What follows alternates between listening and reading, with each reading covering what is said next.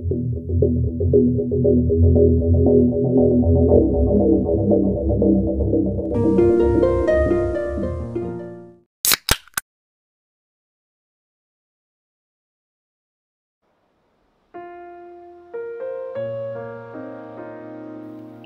sahabat Weekly, seorang pemuda berasal dari Jepang yang masih berusia 18 tahun bernama Takayuki Fukuda. Tanpa perasaan, suatu hari memperlakukan seorang ibu muda dan putrinya dengan sangat sadis. Sebuah kekejaman yang sulit dibayangkan bisa dilakukan oleh seorang pria yang masih begitu muda.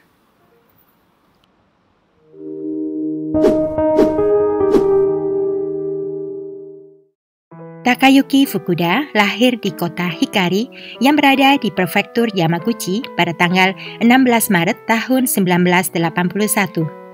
Menurut rumor yang beredar, ayah Takayuki memaksa ibunya melakukan hubungan intim bahkan sebelum keduanya menjadi sepasang kekasih. Wanita itu kemudian mengandung hingga ayah Takayuki terpaksa menikahinya dan lahirlah Takayuki. Mungkin karena itulah ayah Takayuki yang egois membenci istri dan putranya itu. Dia sering memperlakukan istrinya dan putranya dengan sangat kasar, baik secara fisik maupun kata-kata. Karena tak kuat lagi menerima perlakuan suaminya, ibu Takayuki mengakhiri hidupnya saat Takayuki masih duduk di bangku SMP. Setelah itu, ayah Takayuki menikah dengan selingkuhannya, wanita asal Filipina. Saat itu, kepahitan hati Takayuki tidak bisa hilang. Dia masih teringat semua perlakuan kasar ayahnya kepada ibunya, serta bagaimana ibunya meninggal dunia. Sehingga sepanjang masa SMA, Takayuki mulai berulah untuk melampiaskan kepedihan hatinya. Dia ketagihan menonton film biru, ketagihan memuaskan dirinya sendiri, bahkan sering berimajinasi tentang urusan ranjang. Semua pemikiran nyeleneh itu diceritakannya kepada teman-teman di sekolah.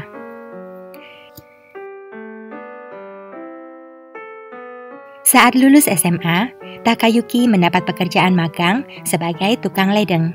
Tetapi karena kondisi mentalnya yang sudah tidak baik, Takayuki sering bolos kerja dan malah memilih menghabiskan waktu bermain game. Imajinasi kotor di dalam otaknya pun semakin tidak terkendali, dan Takayuki sangat ingin mempraktekkan semua itu di dunia nyata. Hingga pada tanggal 14 April tahun 1999, Takayuki bertekad mewujudkan imajinasi nyelenehnya dan bila perlu secara paksa. Hari itu Takayuki berpura-pura pamit kerja. Dia mengenakan seragamnya dan membawa beberapa alat yang bisa menyempurnakan penyamarannya, atau siapa tahu nantinya akan diperlukan dalam aksinya. Takayuki memilih sebuah gedung apartemen sebagai lokasinya mencari mangsa dan sesampainya di sana segera mengetuk pintu satu persatu. Kepada semua penghuni yang membuka pintu mereka, Takayuki mengaku sebagai petugas ledeng yang diminta oleh manajemen untuk memeriksa pipa dalam setiap apartemen. Setelah beberapa kali gagal menemukan apa yang dicari, ketika pukul 2 lewat, akhirnya Takayuki menemukan sasarannya.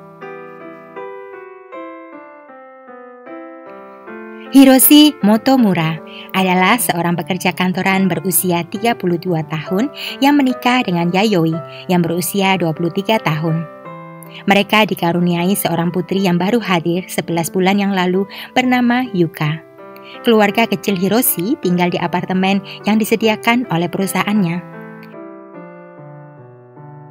Seperti keluarga muda kelas menengah lainnya di Jepang, Hiroshi setiap pagi harus meninggalkan istri dan putrinya untuk pergi kerja demi menafkahi keluarganya. Sedangkan Yayoi, istri Hiroshi, tidak bekerja. Sepanjang hari dia tinggal di rumah untuk merawat buah hati mereka, Yuka. Di mata Hiroshi, Yayoi adalah seorang istri yang serius, namun murah hati dan penyayang. Istrinya itu setiap hari selalu memastikan suami dan putrinya sehat, bahagia, dan tidak lupa gemar menabung untuk masa depan keluarga mereka. Sayangnya, takdir Yayoi berkata lain. Usaha ibu dan istri yang baik itu untuk menciptakan masa depan yang bahagia dan sukses bagi keluarganya berakhir pada tanggal 14 April tahun 1999. Hari itu, Yayoi lah yang membukakan pintu apartemennya untuk Takayuki Fukuda, si tukang ledeng abal-abal. Seperti biasa, hari itu Yayoi tinggal di rumah sendirian dengan Yuka putrinya. Sekitar pukul 2 siang, Yayoi membukakan pintu untuk Takayuki Fukuda yang mengaku diperintah oleh manajemen untuk memeriksa pipa yang ada di apartemen Yayoi. Melihat penampilan Takayuki yang mengenakan seragam beserta semua peralatan plumbing yang dibawanya, tanpa curiga, ibu muda itu mempersilakannya masuk untuk memeriksa semua pipa di apartemennya. Yayoi kemudian kembali bersantai, duduk sambil menonton TV bersama Yuka tanpa sadar bahaya sedang mengancam. Setelah berada di dalam, Takayuki langsung berjalan menuju kamar mandi sambil melihat keadaan di dalam apartemen itu untuk memastikan Yayoi hanya sendirian bersama putrinya di sana. Melihat Yayoi yang sama sekali tidak curiga, Takayuki segera menjalankan aksinya. Dengan mengendap, pria kesetanan itu menyelinap di belakang Yayoi yang saat itu sedang asik dengan acara di TV dan langsung membekapnya. Yayoi sangat terkejut dan berusaha melawan dengan sekuat tenaga. Yuka ikut panik melihat ibunya jatuh ke atas karpet, gadis itu mulai menangis. Dengan putus asa, Yayoi masih mencoba mendorong Takayuki untuk menjauhi dirinya. Namun pemuda itu terlalu kuat dan terus menekan leher Yayoi hingga kehabisan nafas terakhirnya. Melihat Yayoi sudah tiada, tanpa perasaan, Takayuki yang sudah kerasukan kemudian langsung melancarkan hasratnya pada tubuh ibu muda yang malang. Yuka masih terus menangis dan berusaha mendekati ibunya. Takayuki yang sudah selesai dengan Yayoi jadi takut tangisan Yuka akan membuat penghuni lain curiga. Pemuda itu kemudian meraih Yuka, berniat menghentikan tangisannya, tetapi tangisan Yuka semakin nyaring. Takayuki semakin panik hingga dia menggunakan cara yang tak terbayangkan untuk menghentikan Yuka hingga gadis itu pun pergi menyusul ibunya. Dia kemudian membersihkan apartemen itu dengan harapan dapat menghilangkan jejaknya, namun usahanya gagal karena hanya dalam 4 hari polisi berhasil menemukan dan menangkapnya. Sekitar pukul 7 malam itu, Hiroshi menemukan 2 orang yang paling dicintainya dalam kondisi mengenaskan. Istrinya di dalam lemari, sedangkan putrinya di atas lemari. Tidak terlalu sulit menemukan Takayuki sebagai pelaku. Ada begitu banyak rekaman membuktikan keberadaan Takayuki di gedung apartemen pada hari kejadian. Belum lagi, banyak penghuni lain yang juga dikunjungi Takayuki memberi kesaksian mereka. Setelah tertangkap dan mengakui perbuatannya, Takayuki dibawa ke pengadilan umum meski hal itu tidak sesuai dengan hukum yang berlaku di Jepang. Namun karena begitu ngerinya perbuatan pemuda berusia 18 tahun itu, maka hakim mengirimnya ke pengadilan umum. Pengadilan berjalan bertahun-tahun. Takayuki awalnya dituntut dengan hukuman mati. Namun, tim pengacaranya mengajukan pembelaan yang meyakinkan bahwa aksi Takayuki tidak separah apa yang dilihat. Akhirnya pada bulan Maret tahun 2000, pengadilan memutuskan Takayuki bersalah. Namun hukumannya sangat ringan, yaitu dihukum seumur hidup atau sekitar 12 tahun saja karena dianggap selama ini belum pernah melakukan kesalahan.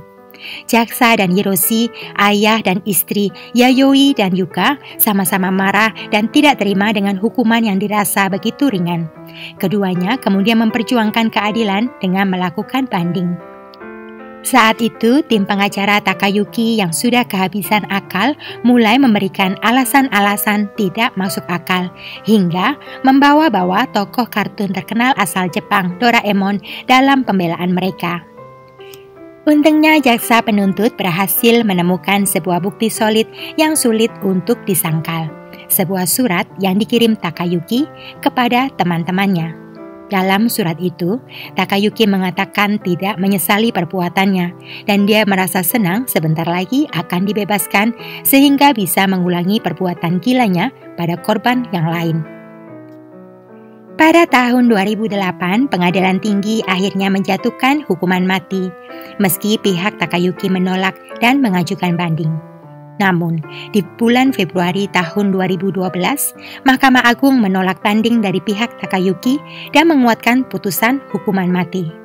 Saat ini, Takayuki Fukuda sudah berusia 41 tahun dan masih menunggu pelaksanaan hukumannya di pusat penahanan Hiroshima. Demikianlah akhir kisah weekly hari ini.